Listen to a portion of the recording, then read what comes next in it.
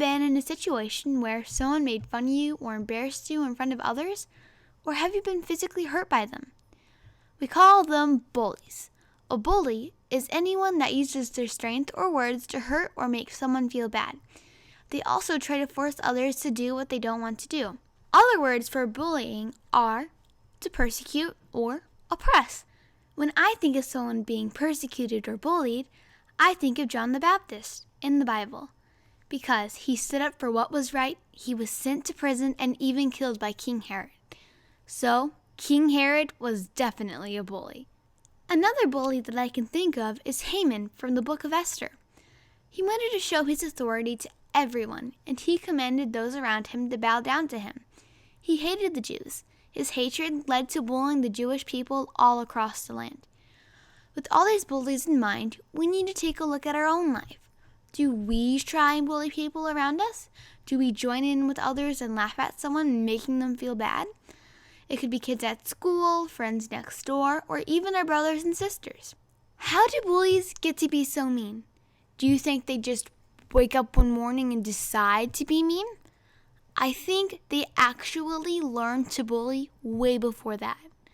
They may have even been bullied by someone else and simply need someone to show them how to be kind.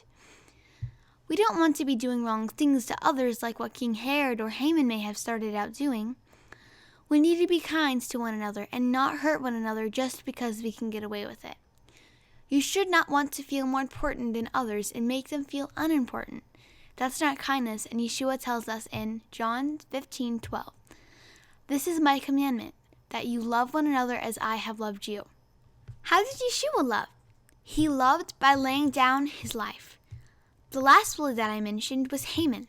Do you know what eventually happened to him? He thought he was more important than Yahweh's people.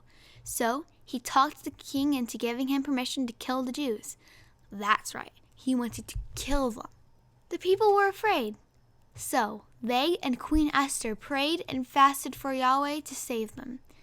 Yahweh heard their prayers, and the king actually put Haman to death instead. I mean, wow.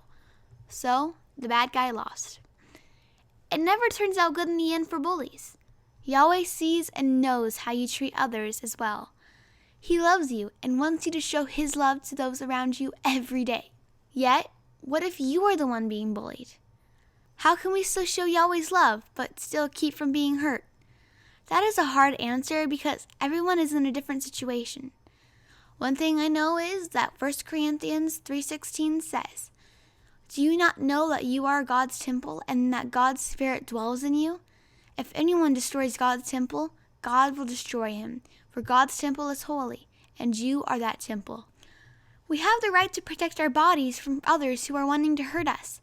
Our body is God's temple, and we need to take care of it. There are ways you can do and still show Yahweh's love. Stand up and share with an adult that can help.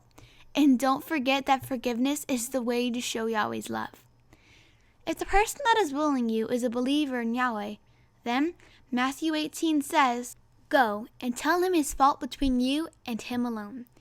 But if he does not listen, take one or two others along with you. If he refuses to listen to them, tell it to the church."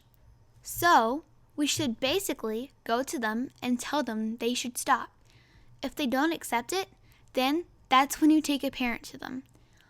One thing is for sure, we should pray about it. Pray with others about the bully, just as Queen Esther and the Jews prayed together about the bully, Haman. Yahweh heard their prayers, and he promises to hear your prayers too. Remember to stand up for others who are bullied too. Be the example of Yeshua's love, and show the forgiveness we have through Yahweh's grace. Even though it's not always easy, it can be done. We just need to pray for Yahweh's help. We hope you've enjoyed this teaching.